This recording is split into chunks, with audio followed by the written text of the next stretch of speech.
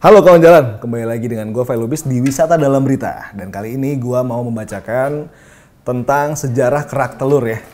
Ternyata ini kuliner khas Jakarta yang dulunya katanya santapan kaum elit.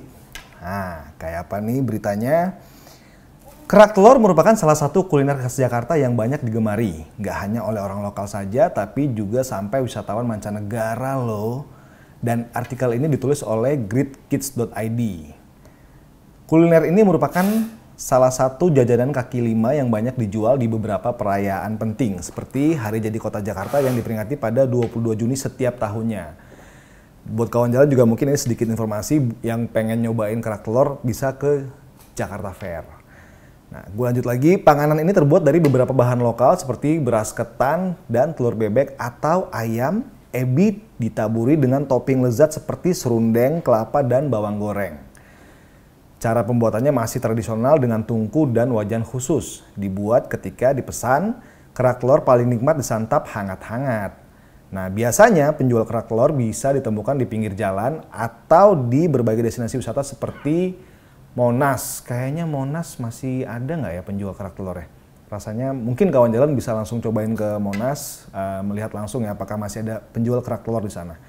Lalu di Taman Mini Indonesia Indah dan Ragunan. Kayaknya kalau Ragunan mungkin masih ada ya.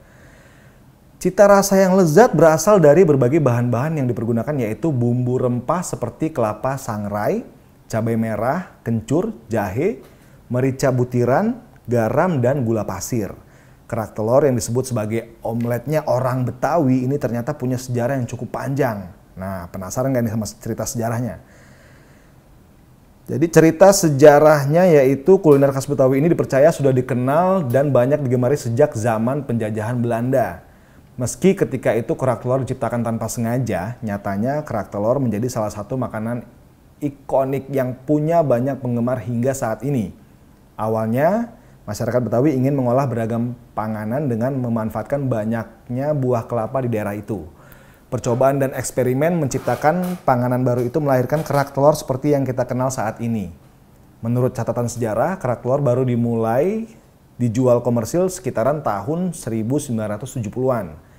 Awalnya kerak telur merupakan kuliner kalangan elit atau kelas atas, tapi seiring perkembangan zaman, kerak telur bisa dinikmati segala kalangan dengan harga yang bisa dijangkau semua kelas masyarakat. Saat ini mungkin sudah nggak mudah lagi mencari penjajah kerak telur, karena beberapa penjual mungkin hanya berjualan di tempat-tempat atau acara perayaan tertentu saja.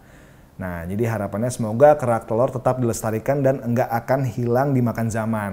Buat kawan jalan, kalau main-main ke Jakarta, mencari tempat-tempat wisata di Jakarta, jangan lupa cobain juga kerak telur, karena kerak telur salah satu kuliner khas Jakarta. Sekian dari gue, jangan lupa like, komen, dan subscribe. Buat kawan jalan juga yang mungkin punya cerita-cerita tentang kuliner Jakarta yang menarik yang bisa kami ulas, silakan tulis di kolom komentar. Gue Failubis undur diri, salam jalan, kawan jalan.